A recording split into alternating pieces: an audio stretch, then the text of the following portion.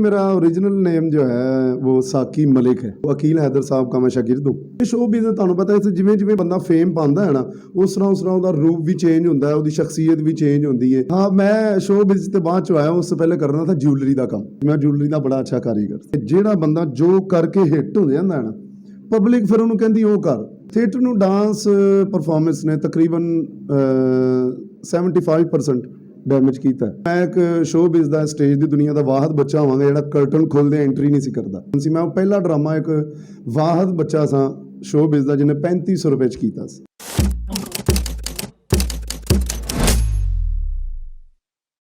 अस्सलाम वालेकुम नाजरीन, मैं हूं कुर्बान प्रिंस और आप देख रहे हैं हमारा फेसबुक और यूट्यूब चैनल। नाजरीन, आज मेरे साथ पाकिस्तान थिएटर इंडस्ट्री का एक जाना माना नाम, मशहूर अदाकार जिन्होंने टेलीविज़न स्क्रीन पर भी अपने फ़न के जौहर दिखाए, अदाकार साकी खान साहब मौजूद हैं। उनसे गुफ्तगू करते हैं और जानते हैं कि जो मौजूदा थिएटर हो रहा है उसके हवाले से उनके क्या ख्यालात हैं, उनका खुद इस इंडस्ट्री में यानी शोबिज़ इंडस्ट्री में आने का उनका एक्सपीरियंस कैसा रहा, टेलीविज़न स्क्रीन पर जब गए तो कितनी मुश्किल का उनको सामना करना पड़ा। इन तमाम सवालात के जवाब आज जानेंगे साकी खान साहब से। अस्सलाम वालेकुम साकी भाई। वालेकुम अस्सलाम, क्या हाल है कुर्बान? अल्हम्दुलिल्लाह। साकी भाई, सबसे पहले ये बताएं कि फ़नकारों के अमूमन ओरिजिनल नाम कुछ और होते हैं, शोबिज़ के कुछ और होते हैं, तो आपका साकी खान शोबिज़ का नाम है या फिर ओरिजिनल नाम कुछ और है और यही सिर्फ शोबिज़ तक महदूद? नहीं, मेरा ओरिजिनल नेम जो है वो साकी मलिक है। सही, साकी मलिक, क्योंकि वो फील्ड में आया था तो वकील हैदर साहब का मैं शागिर्द हूँ, तो वो मेरे उस्ताद हैं, फिर उन्होंने मेरा ये नाम सेलेक्ट किया था कि आपका नाम साकी खान होगा शोबिज़ में। वैसे मैं मलिक हूँ। क्या वजह है कि शोबिज़ में मोस्टली चौधरी, खान और इस तरह के जो नाम है, बट इस तरह के अल्फाज जो हैं या ज़ातें जो हैं उनको साथ लगाना ज़्यादा ज़रूरी समझा जाता है या फिर आर्टिस्ट ज़्यादा लगाते हैं? ਉਹ ਐਕਚੁਅਲੀ ਕੁਰਬਾਨ ਭਾਈ ਹੁੰਦਾ ਇਸ ਤਰ੍ਹਾਂ ਕਿ ਜਦੋਂ ਆਂਦਾ ਹੈ ਨਾ, ਹੁਣ ਜਿਵੇਂ ਕੁੜੀ ਆਈ ਹੈ ਹਲੇ ਤਾਜ਼ੀ ਹੈ, ਪਹਿਲੇ 2-3 ਡਰਾਮੇ ਨੇ ਉਹਨੇ ਆ ਕੇ ਲਿਖਾਇਆ ਖਾਂ, ਉਹ ਥੋੜਾ ਅਰਸਾ ਹੋਇਆ ਉਹਨੂੰ ਪਬਲਿਕ ਜਾਣਨ ਲੱਗੀ, ਉਹਨੇ ਲਿਖਾ ਲਿਆ ਨਾਲ ਰਾਣਾ। ਉਹ ਥੋੜਾ ਹੋਰ 4-5 ਸਾਲ ਲੰਘੇ ਨੇ, ਉਹਨੇ ਨਾਲ ਲਿਖਾ ਲਿਆ ਚੌਧਰੀ।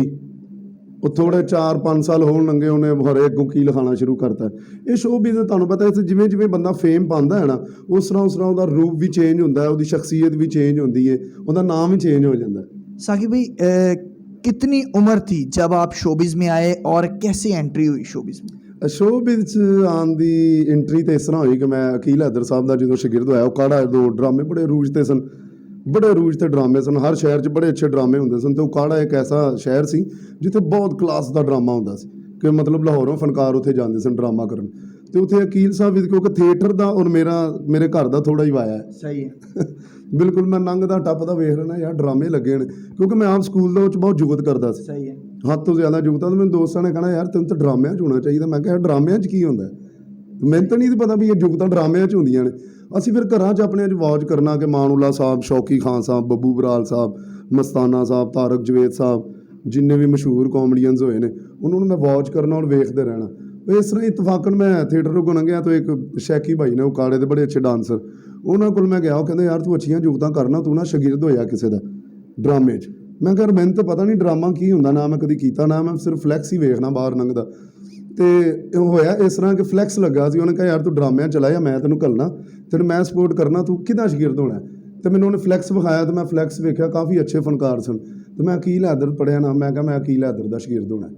ਉਹ ਕਹਿੰਦਾ ਤੂੰ ਤਾਂ ਹਲੇ ਉਹਨੂੰ ਜਾਣਦਾ ਨਹੀਂ। ਮੈਂ ਕਿਹਾ ਉਹਦਾ ਮੱਥਾ ਦੱਸ ਰਿਹਾ ਬਹੁਤ ਵੱਡਾ ਫਨਕਾਰ ਹੈ।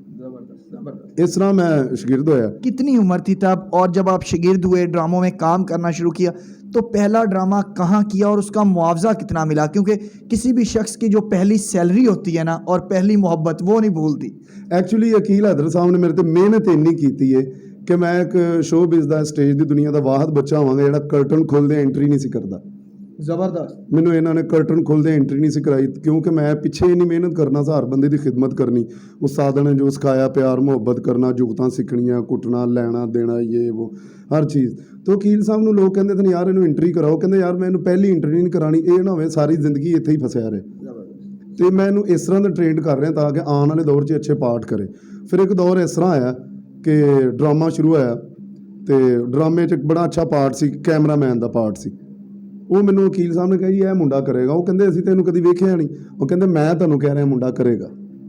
ਫਿਰ ਮੈਂ कॉन्फिडेंस था उस ਉਹ बात ਉਹਨਾਂ को ਨੂੰ शरीर ਮਤਲਬ पे। ਹਾਂ, ਕਿਉਂਕਿ ਉਹਨਾਂ ਨੇ ਸਿੱਖਤ ਮੇਰੀ ਐਸੀ ਕੀਤੀ ਸੀ, ਸਿੱਖਤਕਾਰੀ ਐਸੀ ਸੀ, ਉਹਨਾਂ ਨੂੰ ਕੌਨਫੀਡੈਂਸ ਸੀ। ਮੈਂ ਉਹ ਪਹਿਲਾ ਡਰਾਮਾ ਇੱਕ ਵਾਹਦ ਬੱਚਾ ਸਾਂ ਸ਼ੋਅ ਦਾ ਜਿਹਨੇ 3500 रुपए ਚ ਕੀਤਾ ਸੀ अपनी लाइफ का पहला ड्रामा में। ये किस साल की बात है? ये 2003 की बात, जबरदस्त यानी कि उदों 3500 रुपया भी बड़ा होंदा वैल्यू थी। तो मैं एक वाहद बच्चा था ਜਿਹੜਾ ਉਸ ਟਾਈਮ ਤੇ 3500 ਰੁਪਏ ਲੈ ਕੇ ਪਰਫਾਰਮ ਕਰ ਰਿਹਾ ਸੀ। ਮੇਰਾ ਪਹਿਲਾ ਡਰਾਮਾ ਮੈਂ ਕੀਤਾ ਸੀ ਔਰ ਮੈਨੂੰ ਪਬਲਿਕ ਨੇ ਬੜਾ ਪਿਆਰ ਕੀਤਾ। ਇੱਕ ਤਾਂ ਮੇਰਾ ਸ਼ਹਿਰ ਸੀ, ਮੈਂ ਸਟਾर्ट मेरा उकाड़ा शहर तो है। सुनने में ये भी आया है कि आपने जब ड्रामा में कदम रखा, शोबिज़ में कदम रखा, तो उससे पहले किसी और कारोबार के साथ भी वाबस्ता रहे, तो वो भी अगर हमारे नाजरीन को आप बताएं तो एक अच्छी चीज़ होगी, पॉजिटिविटी आएगी। वो लोग जो आपके चाहने वाले हैं या फिर थिएटर इंडस्ट्री के साथ या शोबिज़ के साथ वाबस्ता होना चाहते हैं लेकिन एक हेजिटेशन होती है, तो वो हेजिटेशन शायद उनकी ख़त्म हो जाए। हाँ, मैं शोबिज़ ਤੇ ਬਾਅਦ ਚ ਆਇਆ, ਉਸ ਤੋਂ ਪਹਿਲੇ ਕਰਨਾ था ਜਿਊਲਰੀ ਦਾ ਕੰਮ।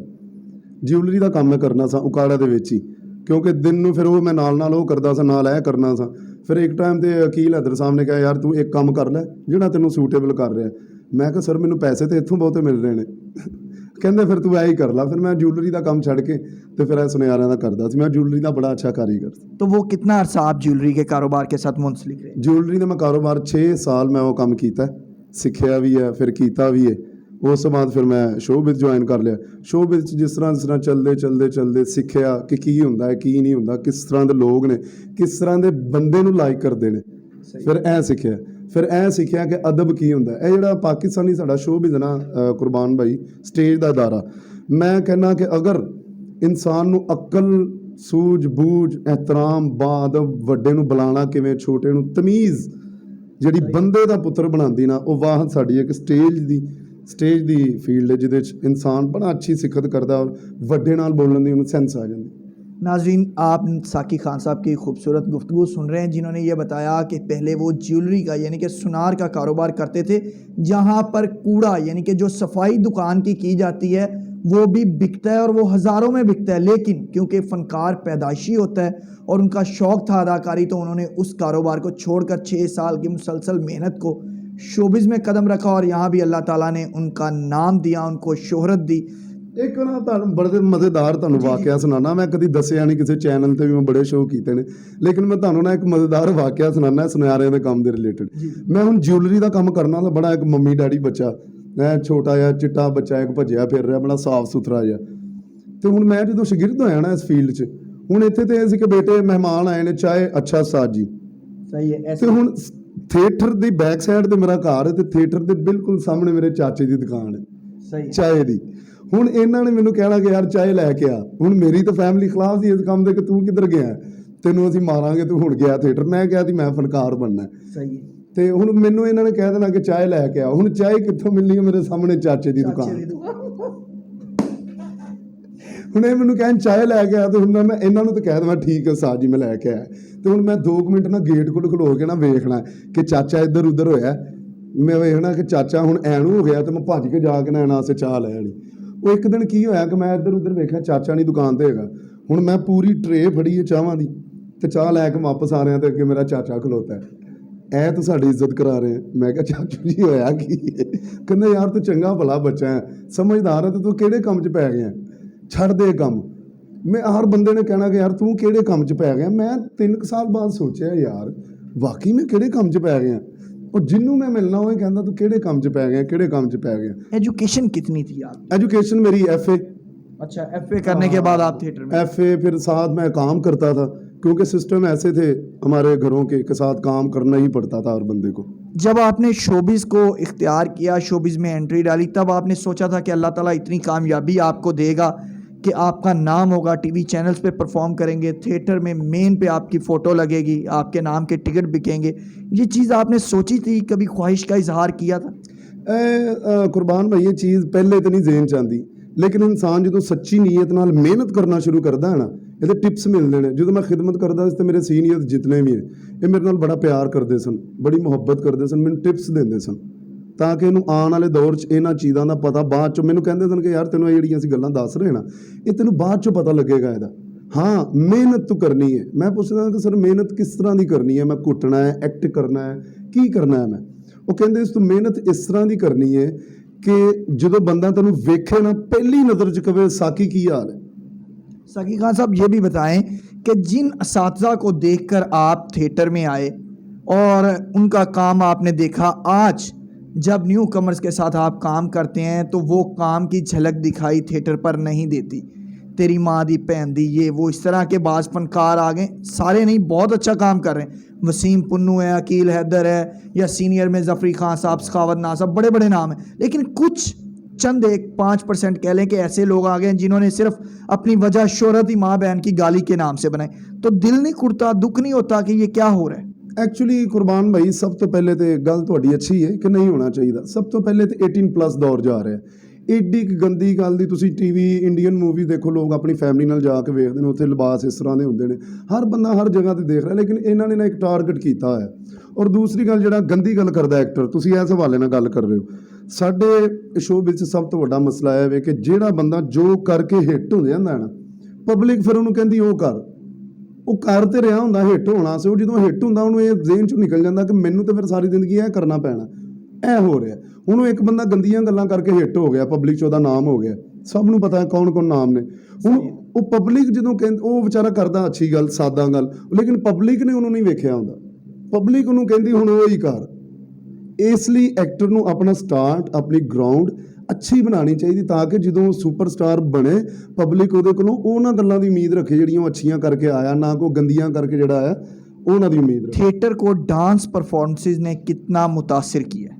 ਥੀਏਟਰ ਨੂੰ ਡਾਂਸ ਪਰਫਾਰਮੈਂਸ ਨੇ ਤਕਰੀਬਨ 75% ਡੈਮੇਜ ਕੀਤਾ। ਉਹਦੀ ਵਜ੍ਹਾ ਇਹ ਵੇ ਕਿ ਇੱਕ ਤੇ ਦੌਰ ਆ ਗਿਆ ਐਸਾ। ਦੇਖੋ ਪਹਿਲੇ ਇੱਕ ਦੌਰ ਹੁੰਦਾ ਸੀ ਜਦੋਂ ਜਿਨ੍ਹਾਂ ਦੇ ਮੈਂ ਨਾਮ ਲਏ ਸੀਨੀਅਰ ਫਨਕਾਰ, ਉਦੋਂ ਇੱਕ ਬੜਾ ਸਾਦਾ ਦੌਰ ਹੁੰਦਾ ਸੀ, ਕੇਬਲ ਨਹੀਂ ਸੀ ਹੁੰਦੀ, VCR ਵੀ ਬੰਦੇ ਪੈਸੇ ਪਾ ਕੇ ਲਿਆਉਂਦੇ ਸਨ। ਜਿਹਦੇ ਘਰ VCR ਹੁੰਦਾ ਸੀ ਲੋਕੀ ਉਹਨਾਂ ਨੂੰ ਤਾਜਰ ਸਮਝਦੇ ਹਨ। ਇਹ ਉਸ ਦੌਰ ਦੀ ਗੱਲ ਹੈ। ਹੁਣ ਕਿਉਂਕਿ ਦੌਰ ਆ ਗਿਆ ਫਾਸਟ, ਹਰ ਬੰਦੇ ਨੂੰ ਹਰ ਗੱਲ ਦੀ ਸਮਝ ਆ ਗਈ। ਪਹਿਲੇ ਜੁਗਤ ਦੀ ਸਮਝ ਨਹੀਂ ਸੀ ਹੁੰਦੀ। ਪਹਿਲੇ ਤੇ ਆਮ ਬੰਦਾ ਕਰਦਾ ਜੁਗਤ, ਕਹਿੰਦੇ ਹਾਂ ਮਰਾਸੀ ਹੈਗਾ। ਹੁਣ ਤੁਸੀਂ ਹਰ ਬੰਦੇ ਨੂੰ ਪਾਓਗੇ ਜੁਗਤ ਕਰ ਰਿਹਾ, ਕਿਉਂ? ਅਵੇਅਰਨੈਸ ਆ ਗਈ, ਪਬਲਿਕ ਨੂੰ ਆਪ ਬੜਾ ਪਤਾ ਲੱਗ ਗਿਆ ਕਿ ਇਹ ਗੱਲ ਦਾ ਕੀ ਮਤਲਬ ਹੈ, ਜੁਗਤ ਕੀ ਹੁੰਦੀ ਹੈ। ਈਵਨ ਕਿ ਸਾਡੀ ਜਿਹੜੀ ਪਿਛਲੀ ਬੈਕ ਦੀ ਜ਼ੁਬਾਨ ਹੈ ਨਾ ਸਟੇਜ ਦੀ, ਉਹ ਵੀ ਕੁਝ ਲੋਕਾਂ ਨੂੰ ਆਉਂਦੀ। क्या आखिर में पैगाम देना चाहेंगे हमारे देखने वालों को और अपने चाहने वालों को? ਮੈਂ ਦੇਖਣ ਵਾਲਿਆਂ ਨੂੰ ਸਿਰਫ ਇੱਕ ਪੈਗਾਮ ਦੇਣਾ ਚਾਹੁੰਦਾ ਕਿ ਆਰਟਿਸਟ ਜਿਹੜਾ ਹੁੰਦਾ ਹੈ ਨਾ, ਉਹ ਬੜੀ ਇੱਕ ਨਾਯਾਬ ਚੀਜ਼ ਦਾ ਨਾਮ ਹੈ। ਉਹ ਅਲੱਗ ਗੱਲ ਆ, ਅਸੀਂ ਇਹ ਨਹੀਂ ਕਹਿੰਦੇ ਕਿ ਅਸੀਂ ਪਾਕਿਸਤਾਨ 'ਚ ਕਿਉਂ ਪੈਦਾ ਹੋਏ, ਅਸੀਂ ਖੁਸ਼ਨਸੀਬ ਹਾਂ ਕਿ ਅਸੀਂ ਇਸ ਮੁਲਕ 'ਚ ਪੈਦਾ ਹੋਏ ਜਿੱਥੇ ਆਰਟਿਸਟ ਪੈਦਾ ਹੁੰਦਾ ਹੈ। सही है। ਇਹ ਵਾਹਿਦ ਮਿੱਟੀ ਹੈ ਜਿੱਥੇ ਐਕਟਰ ਪੈਦਾ ਹੁੰਦਾ ਹੈ, ਗੁਲੂਕਾਰ ਪੈਦਾ ਹੁੰਦਾ ਹੈ, ਕ੍ਰਿਕਟਰ, ਅਲਿਫ ਤੋਂ ਲੈ ਕੇ ਜੇ ਤੱਕ ਜਿੰਨੀ ਵੀ ਐਕਟੀਵਿਟੀ, ਹਰ ਇਨਸਾਨ ਇਸ ਮਿੱਟੀ 'ਚੋਂ ਪੈਦਾ ਹੁੰਦਾ ਹੈ, ਬਣਦਾ ਨਹੀਂ। ਇਸ ਕਰਕੇ ਇਹਨਾਂ ਐਕਟਰਾਂ ਦੀ ਥੋੜ੍ਹੀ ਰਿਸਪੈਕਟ ਕਰੋ। ਹਾਂ, ਲੋਕ ਜਿਹੜੇ ਡਰਾਮਾ ਵੇਖਣ ਆਉਂਦੇ ਨੇ, ਹੱਲਾ ਗੁੱਲਾ ਵੀ ਕਰਦੇ ਨੇ, ਅਸੀਂ ਵੀ ਕਰਨੇ ਆ, ਲੇਕਿਨ ਅੱਛਾ ਕੰਮ ਦੇਖਣ ਦੀ ਕੋਸ਼ਿਸ਼ ਕਰੋ। ਅਗਰ ਤੁਹਾਨੂੰ ਅੱਛਾ ਨਹੀਂ ਲੱਗ ਰਿਹਾ, ਤੁਸੀਂ ਕਹੋਗੇ ਯਾਰ ਇਹ ਅੱਛਾ ਨਹੀਂ ਹੋ ਰਿਹਾ, ਤਾਂ ਕਿ ਇਹ ਅੱਛਾ ਕਰਨ। ਔਰ ਅੱਛਾ ਕੰਮ ਹੁੰਦਾ ਆ ਰਿਹਾ, ਅੱਜ ਵੀ ਅੱਛਾ ਕੰਮ ਹੋ ਰਿਹਾ। ਅੱਜ ਉਸ ਲੈਵਲ ਦਾ ਕੰਮ ਹੋ ਰਿਹਾ ਜਿੰਨੇ ਕੁ ਲੈਵਲ ਦੀ ਪਬਲਿਕ ਵੇਖਣ ਆਉਂਦੀ। ਪਹਿਲੇ ਕਿਉਂਕਿ ਸਾਦਾ ਲੋਕ ਸਨ, ਉਸ ਹਿਸਾਬ ਨਾਲ ਕੰਮ ਹੁੰਦਾ ਸੀ। ਹੁਣ ਅੱਜ ਦੀ ਪਬਲਿਕ ਦੇ ਹਿਸਾਬ ਨਾਲ ਕੰਮ ਕਰਨਾ ਪੈਂਦਾ। ਆਮ ਨਿੱਕੀ ਜੀ ਗੱਲ, ਸਾਦਾ ਗੱਲ, ਸਾਫ਼ ਗੱਲ ਪਬਲਿਕ मतलब एक्सेप्ट ही नहीं करती, उन्होंने मज़ा ही नहीं आता। बहुत शुक्रिया साकी खान साहब। जी नाज़रीन, आपने साकी खान की खूबसूरत गुफ्तगू सुनी, जिन्होंने ये पैगाम दिया है आवाम को और जो तनकीद का निशाना बनाते हैं थिएटर इंडस्ट्री को कि जिस तरह की आवाम आती है, जिस तरह का उनका मिजाज होता है, उसी तरह के वो खेल पेश करने की कोशिश करते हैं। उम्मीद है हमारी आज की ये वीडियो, आज का ये इंटरव्यू आपको पसंद आएगा। मुझे अदाकार साकी खान के साथ दीजिए इजाज़त। अल्लाह निगहबान।